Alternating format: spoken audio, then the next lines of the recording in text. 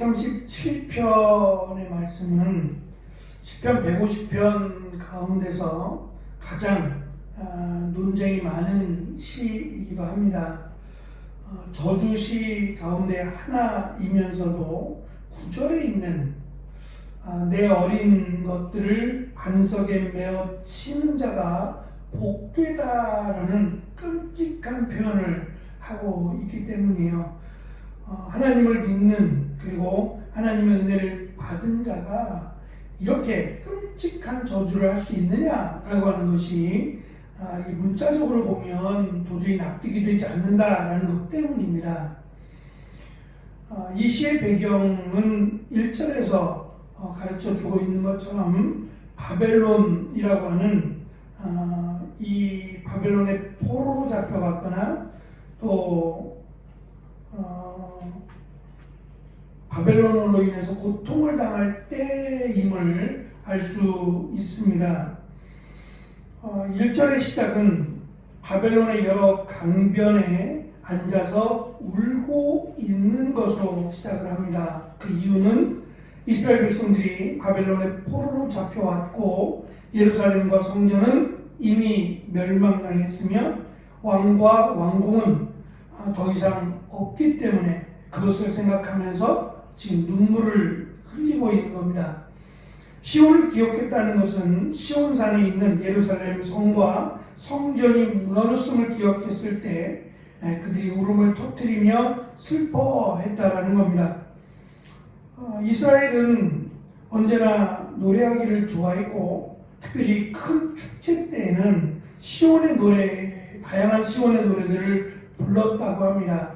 그런데 이 시온의 노래들을 부르면 부를수록 더 아프고 더 속상하고 더 괴롭기 때문에 그 시온의 노래를 부르기가 또 시온의 노래를 부르면서 지금 너무도 가슴이 아프다라고 하는 것을 지금 밝히고 있는 겁니다.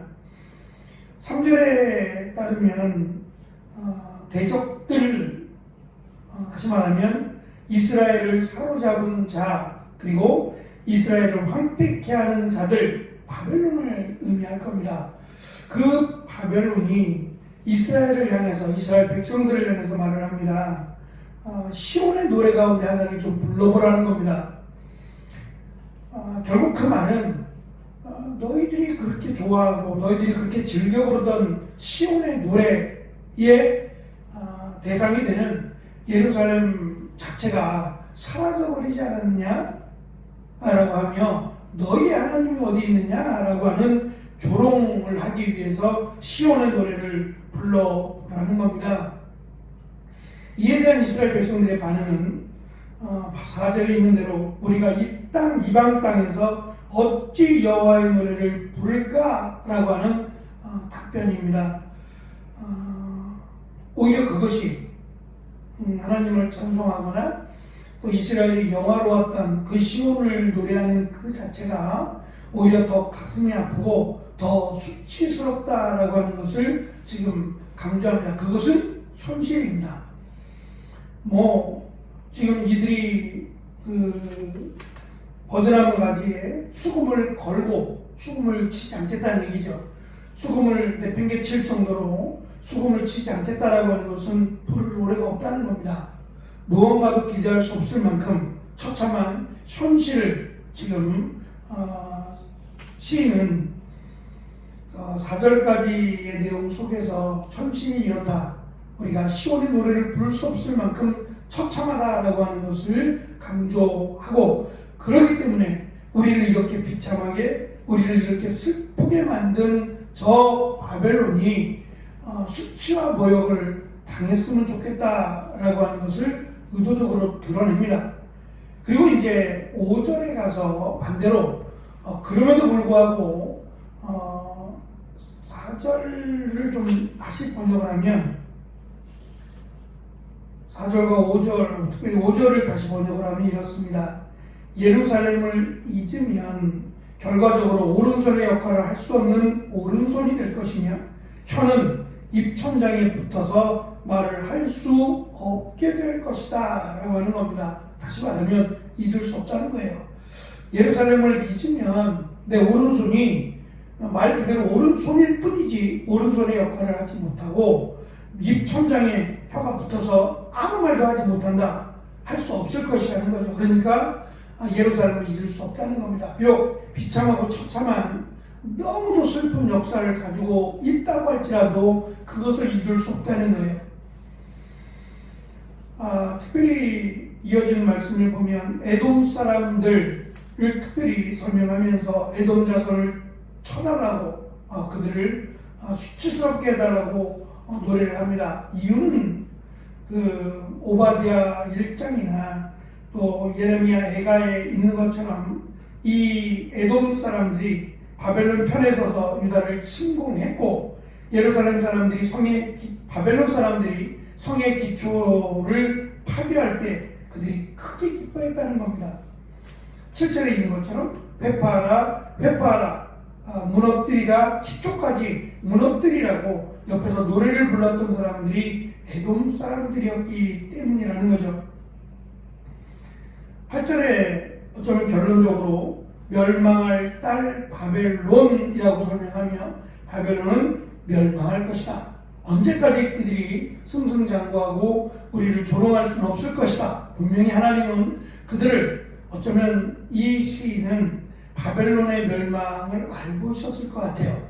70년이라고 하는 다니엘을 통해서 약속하신 그 70년의 기간을 알고 있었던 것 같아요. 그래서 바벨론이 멸망할 것이다 라고 하는 것을 멸망할 딸 바벨론이라는 표현으로 그들도 분명히 멸망할 텐데 그것이 하나님께서 그들을 멸망시키시는 것이며 우리가 받은 수치를 고스란히 그들에게 넘겨줄 것이다 라고 하는 것을 지금 확신과 소망으로 기대하라 라고 하는 것으로 설명을 합니다. 이제 문제는 9절입니다. 이 9절의 말씀 너무나 끔찍할 정도의 어린 것들을 반석에 메어치는 자가 복이 있을 것이다 라고 하는 이 9절의 말씀을 어떻게 해석할 것이냐가 논쟁의 핵심이 될 겁니다. 사실 시인의 마음은 이 바벨론 또는 이 에돔 이스라엘을 공격하고 조롱한 이들을 죽이고 이들을 공격하는 자들이 복받을 것이다 라고 하는 게 아니라는 겁니다. 그런 의미가 아니라 그들의 자녀들을 이 돌에다가 메어 쳐서 죽일 만큼의 원한이 깊다는 거예요. 근데 이 깊은 원한을 우리는 해결할 수 없으니 하나님께서 앞에서 설명한 것처럼 하나님께서 저들을 심판하여 주시기를 지금 간구하고 있다라고 해석을 하는 겁니다. 시편 137편에서 시인은 우리가 억울한 일을 당하거나 너무도 슬픈 일을 당할 때 그 대상자를 향해서 화를 내거나 그 대상자들을 향해서 하나님을 조롱하는 저들을 하나님이 저들을 공격해달라 저들에게 수치를 달라 그것을 하지 말라는 게 아닙니다. 오히려 바울도 로마서 12장 19절에서 이렇게 말을 했어요. 너희가 친히 원수를 갚지 말고 하나님의 진노하심에 맡기라고요.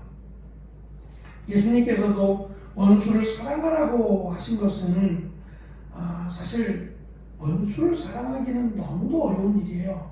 저는 불가능하다고 생각해요. 이 원수가 어느 정도냐? 원수라는 그 단어가 설명하듯이 용서할 수 없는 사람이 없어요. 이미 답을 줬어요. 원수라고 답을 주면 용서할 수 없어요. 사랑할 수 없는 존재가 원수예요. 그런데 그럼에도 불구하고 사랑하라고 하신 이유가 있다는 거예요. 그것은 우리가 사랑할 만큼 어떤 행동을 취하라는 게 아니라 하나님께 맡기라는 거예요.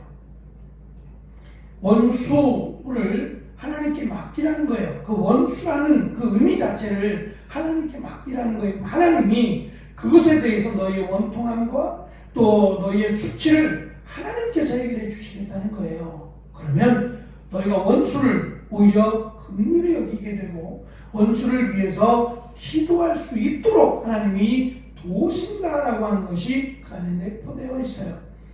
그래서 시인은 우리가 정말 저들의 어린 것들을 불에다 맺히는 자가 복될 만큼 수치와 조롱과 모욕을 당하고 있지만 하나님께 기도하라는 거예요. 그것을 끌어안고 하나님 이 문제를 해결해 주실 것을 기도하라는 겁니다. 그러면 하나님께서 이스라엘 백성들이 당한 그 수치와 모욕과 슬픔을 거두어 주실 것이고 그 슬픔을 고스란히 대적들에게 원수들에게 행하실 것이다. 그러니까 정말 원수들을 향해서 웃으라고 원수들을 향해서 분을 품지 말라 그런 의미는 아니라는 거예요. 그럴수록 더욱 하나님께 기도하라는 얘기입니다. 슬픔과 아픔과 수치스러움을 하나님 앞에 가지고 와서 하나님께 내려놓고 지금 시인이 고백하고 있는 것처럼 이런 아픔과 슬픔 이런 조롱당함을 고스란히 하나님께 내려놓고 하나님의 은혜를 베풀어 주실 것을 기도하라는 겁니다. 그러면 하나님께서 저들을 멸망시켜 주시고 이스라엘을 구원하신 것처럼 분명히 하나님께서 은혜를 베풀어 주실 것이다 라고 하는 것을 시인은 은연중에 은유로 강조해 주고 있다라고 우리는 해석할 수 있을 겁니다.